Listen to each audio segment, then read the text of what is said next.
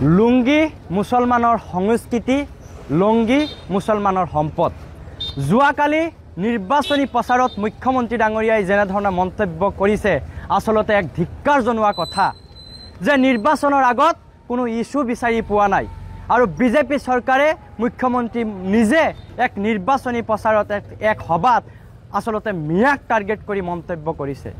আমি পোনপ্ৰথমতে এই কাৰ্যক আমি সংখ্যালঘু দল সংগঠন সন্থা নেমচুৱে এনেকুৱা ভাষাক তীব্ৰ ভাষাৰে ধিক্কাৰ জনাইছোঁ আৰু গৰিহণা জনাইছোঁ যে মুখ্যমন্ত্ৰী এজনে নিৰ্বাচনী সভাত উন্নয়নৰ বাৰ্তা দিব লাগে, কেনেধৰণে ভাৰতৰ ভিতৰত অসমখনক শ্ৰেষ্ঠ ৰাজ্য কৰিব পাৰি, এইবোৰ চিন্তাধাৰা নকৰি পেলাই মিয়াক টাৰ্গেট কৰি লৈ নিৰ্বাচনী প্ৰচাৰত মুখ্যমন্ত্ৰী ডাঙৰীয়াই লুংগি আৰু ধুতিৰ কথা উল্লেখ কৰিছে।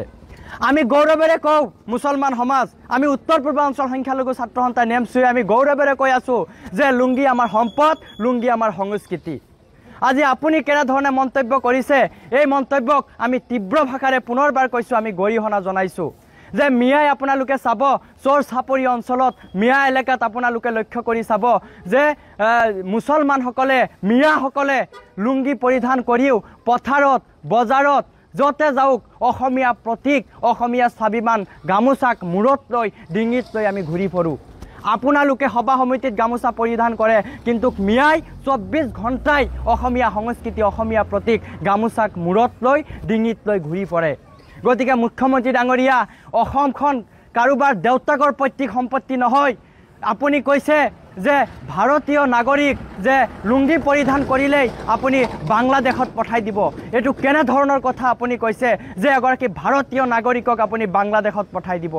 ইয়াক গৰিহণা জনোৱা কথা। আপুনি এগৰাকী দেশৰ এগৰাকী ৰাজ্যৰ মুখ্যমন্ত্ৰী, ৰাজ্যৰ মুৰব্বী হিচাপে আপোনাৰ মুখেৰে এনেধৰণৰ কথা শোভা পোৱা নাই। গতিকে আমি সংখ্যালঘু সমাজ, আমি মুছলমান সমাজ, আমি এয়া আপোনালোকে চাব পাৰিছে আজি লুংগি পিন্ধিয়ে আহিছোঁ আৰু লুংগি পিন্ধিয়ে আমি আপোনালোকৰ মাজত প্ৰতিক্ৰিয়া প্ৰকাশ কৰিছোঁ যে গাঁৱে ভূঞে আমি মুছলমান সমাজ এয়াই বাৰ্তা দিব বিচাৰিম যে গাঁৱে ভূঞে আপোনালোকে সকলোৱে লুংগি উৎপন্ন কৰক, লুংগি সকলোৱে পৰিধান কৰক। আৰু কাৰোবাৰ দম নাই যে আমি ইয়াত মুছলমান লোক আছোঁ, যাৰ বাংলাদেশত পঠাই দিয়ক আমাক, আমি লুংগি পৰিধান কৰি আচলতে আজি ওলাই আহিছোঁ।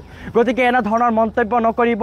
অসমখন হৈছে শান্তশিষ্ট বিভিন্ন জাতি জনগোষ্ঠীৰ এক ভূমি, য'ত সকলোৱে মিলা প্ৰীতিত চলি আছে। আৰু আপোনালোকে ৰাজনীতি কৰে, মানৱতাৰ যি ৰাজনীতি আছে সেয়া কৰক। আপোনাৰ লুংগিত ধুতি আৰু মিয়া ৰাজনীতি কৰি অসমখনক উন্নতৰ দিশত আগুৱাই লৈ যাব নোৱাৰে।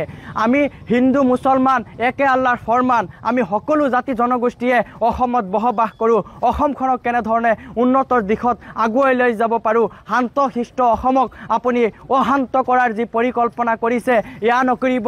অনাগত দিনত আমি মুছলমান সমাজ আচলতে ৰাজপথত ওলাবৰ কাৰণে আমি বাধ্য হ'ম আৰু অসমৰ 1 কোটি মুছলমান আমি লুংগি পৰিধান কৰি পেলাই আমি ৰাজপথত আচলতে আমি প্ৰতিবাদ সাব্যস্ত কৰিম যদি এনেধৰণৰ মন্তব্য আপুনি কৰে। আপোনাক গতিকে আমি সাৱধান কৰি দিছোঁ যে আপুনি এনেধৰণৰ মন্তব্য নকৰিব।